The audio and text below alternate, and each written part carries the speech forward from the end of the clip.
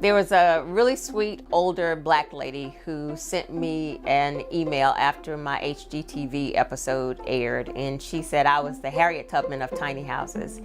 And obviously she and I know I haven't done anything, as amazing as Miss Tubman, but I understood her point in that I was opening something up to black people that we previously may not have been considering, and that it was likely the first time that a lot of black people were seeing someone black living in a tiny house. My name is Jewel Pearson. I am a tiny house consultant, advocate, and dweller.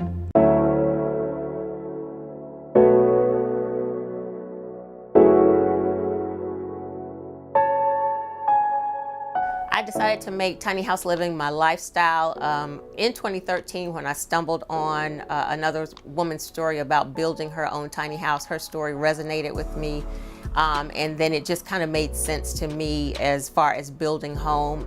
So I started researching and then started designing my house, and that was kind of how I just decided that this was what I was going to do. My tiny house is 28 feet long. It's about 9.5 feet wide. It's more of an open space. It doesn't really have rooms per se, but I have 2 overhead lofts. One of the lofts is my bedroom. One is seating space with plants and things. It could be a second bedroom if someone needed to utilize it. I have a full bathroom that includes a tub, washer-dryer combo, a flush-style toilet. I have a full living space with a very comfortable couch. That was kind of important to me as I was designing my house, so that comfort was always at the top of my list. I have a full walk-in closet, which was also on my must-have list.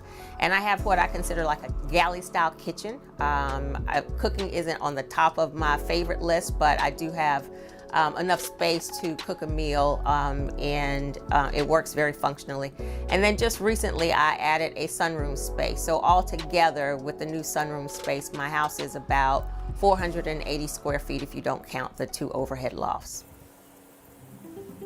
It took me about 6 months to find someone to build my tiny house design. I was building and researching again around 2014, so tiny houses are popular now, but when I was building and researching, people really thought I was crazy. So when I was having conversations with builders and I was trying to really work with a black builder, it was older builders, and there were several times I'd have a meeting with them and I'd talk to them about, I need to build this house on a 28-foot trailer, and the conversation would end because they say, well, that can't be done. And it's like, I know it can be done. I've got some examples of it being done. And so it was just the fact that not many people were able to think out of the box at that time and really conceptualize what I was trying to do. The downsizing process and getting into a smaller space was not difficult for me because I had the luxury of doing it kind of over the process over 10 years. I downsized initially from a 4-bedroom, 3-bath house, and then over the course of 10 years, right before I built my tiny house, I was living in a 1-bedroom, 1-bath. So by that time, I'd pared down to, all of my favorite things. And I do have a storage. I still feel like, I don't consider myself a minimalist, but I still am saving in what I pay for parking as well as, a small storage unit. My tiny house operates very much like an RV. So I get my water and electricity from an existing structure that's already on the property. With the cities and counties not necessarily allowing tiny houses, it's very difficult to place a tiny house on a piece of property solely by itself. And they, most likely are not going to allow you to have water and electricity just for a tiny house. So I always am locating my house on a piece of property where there's already an existing structure, and then I get my power and my water from that structure. My tiny house cost me about $85,000 out of pocket, and again, I was building in late 2014, early 2015. I did have some sponsors, so some of the material was sponsored, some of the items in the house were sponsored. And when I say that, out of pocket it was $85,000, I always have the people who say, oh, I could buy a house for that amount.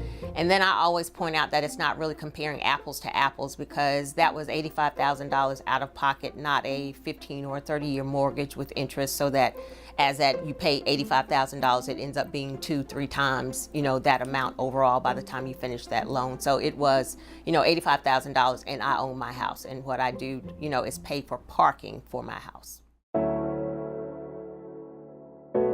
So one of the main questions that's always asked is it, where am I going to park my tiny house? Is it hard to find a parking location for your tiny house? And that is one of the major challenges for tiny house living, because most cities and counties don't have rules around tiny houses. They're often not very accepting of tiny houses. So that is a challenge. For me, I always felt like it was something that I'd work out, it didn't stop me from building. I've had the most success in finding my locations through Craigslist, actually, and then word of mouth. But there are plenty of Facebook pages and groups in different cities that assist people who are looking for locations for tiny houses. One of the things that I have been working on is what I call cooperative communities, and that is an opportunity for Black farmers, Black landowners, and property owners who would be interested in allowing Black people who live in tiny houses or who are considering tiny houses in the future, would allow them to park their tiny house on their property. And so it's kind of like a matching service that it helps the farmer and the property owner financially, because we know that Black farmers are losing their land at astronomical rates. So it helps them financially. It might even help them with the person there being able to assist them physically with some of the work on the farm. And then it's providing that Black tiny house owner a place for parking so that they know that they're safe and secure. So if I had to identify the worst thing about tiny house living, I would probably say it's about having a place to put it. I am about 40 minutes east of a major city. I would prefer to be, I'm a city girl, so I would absolutely prefer to be in the city. I would prefer to be in an urban area. So until that is something that changes, that is probably the worst thing about tiny house living. And for me, the best thing about tiny house living is that I have really been able to design my lifestyle. I always say that this is my retirement plan. And so with living in a tiny house, I want to be able to make decisions based on desires versus, needs, having to, make a job decision based on, the bills that I have to pay. I don't want to be in those type situations anymore. And so for me, the best thing about tiny house living is the opportunity to just kind of design your life. So I offer virtual tiny house tours and consultations. The tours are what I say for people who are interested in tiny houses and just kind of want to experience a tiny house. So I offer a tour. And then for someone who is, more sure that this is something that they want to do, then I offer a consultation, a one-on-one consultation to help them, figure out navigating the entire process. And then I also offer workshops. And so workshops, I consider them like Tiny House 101, which is the basics. And then a 201 that gets more into the building specifics. And then there's also a workshop for placement, how to go about finding a location for your tiny house. I think it's important for our community to see tiny house living as an opportunity for us. And so if people feel like I'm the pioneer or the trailblazer, I accept that with honor, because I've wanted us to see that, my tagline is you don't have to give up luxury to go tiny. So I've wanted us to be able to see this as a viable option for us outside of conventional home ownership. And so I take that and smile.